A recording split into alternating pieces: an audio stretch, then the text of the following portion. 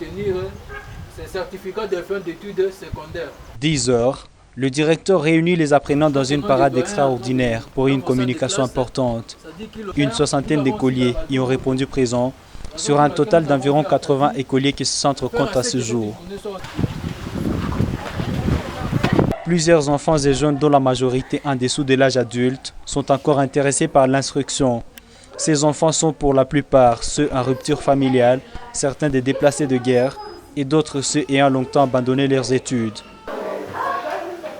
Dans cette salle du niveau 1 se trouve une trentaine d'apprenants pour la séance du cours de ce jour. L'effectif actuel de cette salle équivaut à environ les 2/3 de son effectif du début de l'année.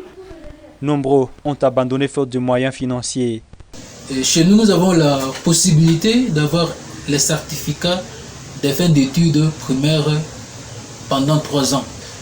Les jeunes que nous encadrons sont les jeunes qui viennent presque de tous les 4 coins de Butembo.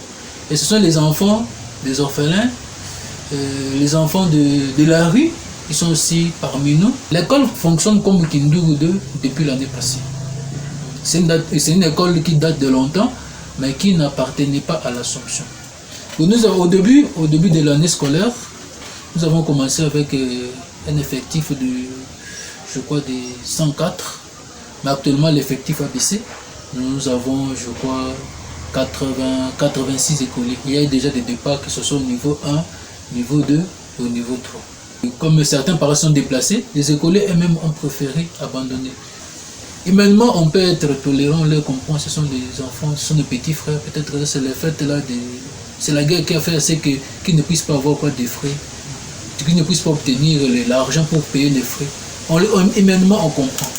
Mais quelque part, on se dit, s'ils ne payent pas quoi des frais scolaires, l'école aura du mal à fonctionner. Comment, qu'est-ce qu'on doit donner à l'enseignant ou bien à l'enseignante qui se promène corps et âme pour leur venir en aide, c'est-à-dire leur donner une bonne formation, qui peuvent venir en aide. Si un bienfaiteur venait avec peut-être une somme d'argent pour dire que non, voilà, moi je supporte tel enfant déplacé, ça nous fera du bien. Mais d'importantes avancées sont à signaler dans la gestion assurée depuis 2 ans par les assomptionnistes. Le directeur de cette école se félicite de la discipline qui y règne. Un pas important vers l'idéal de l'Assomption, former et éduquer à travers le Christ. Faire habiter les Christ dans les âmes de nos écoliers, c'est l'expression chère à notre fondateur, le vénéré Père Emmanuel d'Alzon.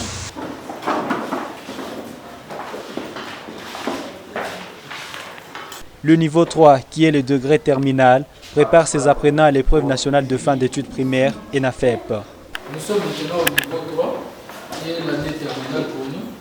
Et ce sont nos écoliers aussi qui se préparent à l'examen qu'on appelle ENAFEP. Et je crois que l'examen est prévu au mois de juin, raison pour laquelle, ensemble avec l'enseignant, nous sommes en train de nous battre corps et âme pour finaliser le programme. Le centre de rattrapage Kindougou 2 organise également un centre d'apprentissage à coupe et couture.